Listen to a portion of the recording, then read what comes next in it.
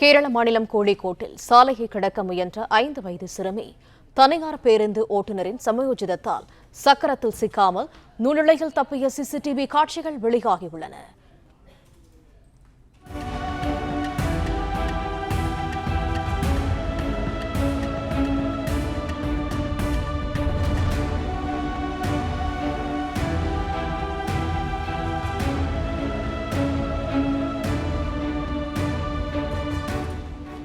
இது தொடர்பான கூடுதல் தகவல்களை தருகிறார் எமது செய்தியாளர் கண்ணன். கண்ணன், விவரங்கள் என்ன? வணக்கம். அதாவது கேரள மாநிலம் கோழிக்கோடு அருகே உள்ள கொடியாத்தூர் மக்கள் பகுதியில் உள்ள சாலையோரம் நின்று கொண்டிருந்த ஆட்டோவில் இருந்த 5 வயது பெண் குழந்தை திடீரென இறங்கி சட்டென்று சாலையை கடக்க முயன்றுள்ளது.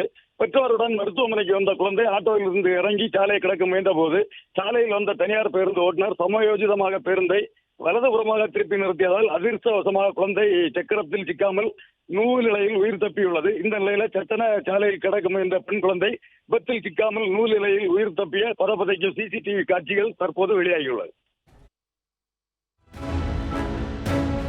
பிளே ஸ்டோர் மற்றும் ஆப் ஸ்டோரில் இருந்து பாலிமர் செயலியை QR கோடு மூலம் பதிவிறக்கம் செய்யுங்கள். செய்திகளை உடனுக்குடன் பெறுங்கள்.